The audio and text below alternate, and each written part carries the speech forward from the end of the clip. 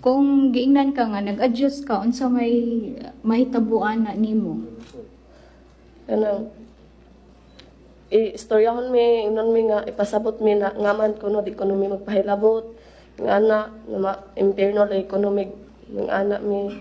Kakausapin sila, Your Honor, sasabihin na maimpyerno sila pag hindi sila pumayag. So, kapag hindi nakipagtalik ay pupunta sa impyerno. Jane, sino ba si J. Renz Kilario? Ano ba yung pagkakilala mo sa kanya? Nagpaila na siya ang Ginoo nga mo mangluluwas. Nagpakilala siya na siya yung Panginoon at Savior nila, Your Honor. Lumalabas na kapag may rules, yung Panginoon, yung Savior, si Senyor Aguila na nilabag, may parusa. Isa na itong sinabi mong adyos.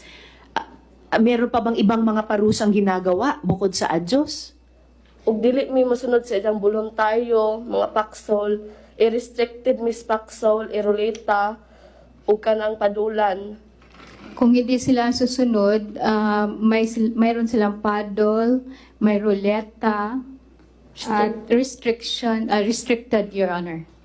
Paddle? Parang paddle ng mga frat, ganon? Sa lubot ka ng kahoy nga, kanang mura dyan, pusit gani nga taas, Ah, rifle. parang rifle na kahoy, Your Honor, ihit sa butt ng Nakatikim ka ng paddle? Oo. Ilang beses? Kas akatong time nga, hinguli ko sa bike, kay gigutom ko. Diya pag adto na mos barracks, late na day ko. Sa permission, gipadulan kong Sergio Cobillan. So may Sino nagpaddle? Sergio Cobillan. Ha? Sergio Cobillan. Sergio Cobillan. Klaro mga, ato na, ang pangalan? Sergio Cobillan daw, Your Honor. Sirenyo? Sergio Sirio Cabillan. Cobillan. Cobillan. Oo. Kumsik, paki-check ko andito ngayon. Nandito siya. Kung Cobillan na yan. Invited? Andito ba? Hanapin niyo, paupuin niyo dyan, yung Cobillan. Continue, Senator Risa. Salamat kaya, Mr. Chair. Ilang beses ka pinadal? Isa. Isang beses, Your Honor. At ano naman yung isang sinabi mong parusa na roleta? Kanang mutalidok sa dawg asa nimo mutugdang ang imong makuan na nag mga masimasi, jogging, restricted sa paksol. Parang Asa mo to nung mo to imong buhaton. Parang will, Your Honor, na nandoon yung lista ng lahat ng mga punishments at kung saan mag-stop yung ruleta, yun yung gagawin mo. So sa halip na roleta na meron kang maipapanalo, roleta na yung parusa na gagawin sa iyo. Ano naman yung restriction at ano yung binabanggit mong foxholes? Kanang nastongas lasang among bantayan. Kaya may makasod laing So, yung foxhole ay yung isang bahay structure, nga gamay. maliit na bahay sa in the middle of the forest, Your Honor, na kailangan nilang bantayan. Yun yung foxhole. At ano yung restriction na isa pang parusa?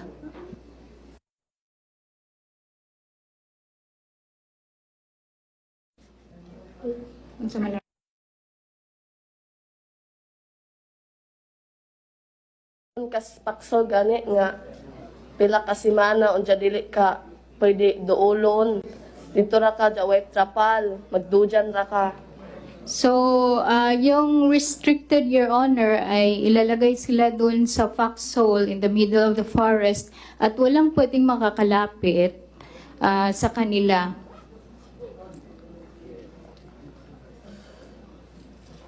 So sa kabila ng lahat ng itong mga pag-uutos, pagpipilit, pagpaparusa, Jane, nung nasa kapihan ka, nakapag-aral ka ba? Dili pwede na mo eskwela kay gibawal ni Senyor Aguila kay makasa ekonomi kay si gani kuno nga Ginoo wa magay kuno yung eskwela kami na bahinoong sumusunod ni Dia.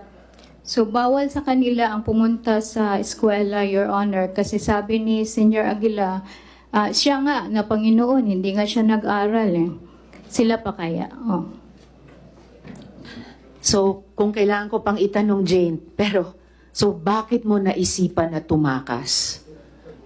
Tungod kay sa katong giminjo ko, nagipugos ra ko, ug dili pwede pa eskwelahon, ug kinakapuyan tungod kay na mga masimasi hakot, hakot og buhangin, graba, ug mga kahoy, ug dili pwede ka pagawason nila, ug kanang dagag ulitaw pa ka, ug pera namo nga mga dagko na mga adult, dili pwede sila mo gawas, ug dili check attendance sila sa voluntaryo. So, lumabas siya dahil pinakasal siya, Your Honor.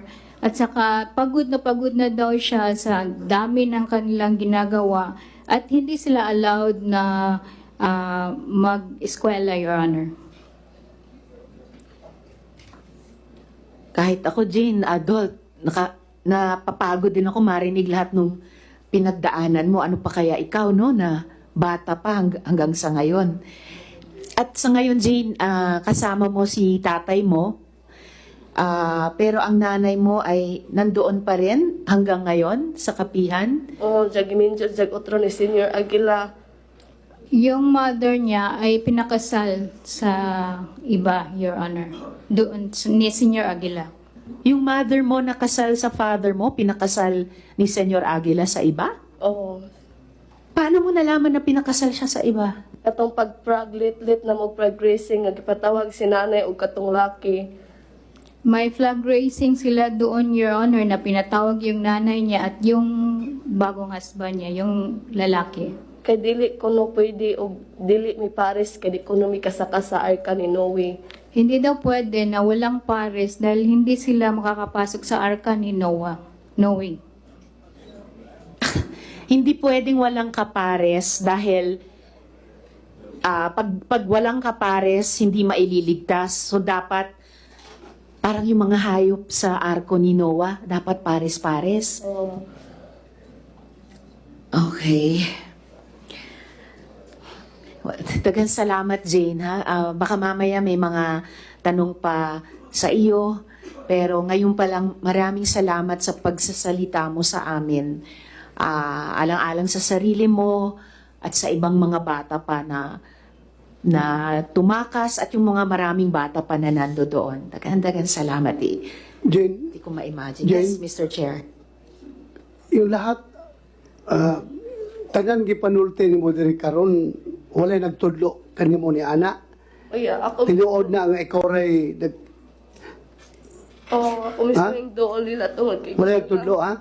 Oo, kay gusto na Yung lahat ng sinasabi mo ngayon, walang nagtuturo sa iyo na sabihin mo yan. wala.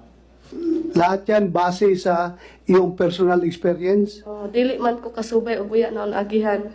Hindi ako makakapagsabi, Your Honor, kung hindi ko nadaanan. Okay. Thank you, Jane. Salamat. Salamat kaayo, Mr. Chair. Ako rin po ay talagang buong pusong naniniwala sa sinabi ng mga bata dahil talagang tumakas sila sa kanilang eksperyensya. At yun ay kinikwento nila sa atin kahit napakahirap nilang sabihin yung kanilang pinagdaanan. At may kasabihan nga po tayo na the truth will set us free. At nagpapasalamat ako sa mga bata. Namumuno sila sa atin sa ganitong gawain. Kaya maraming salamat sa inyo. Mr. Chair, let me just quickly confirm yung ilang mga puntong ito sa isa namang adult na dating miyembro ng SBSI. Gusto ko pong tanungin si Mark Berhel Gaisano. Mark, kung maaari kang lumapit. Palihog.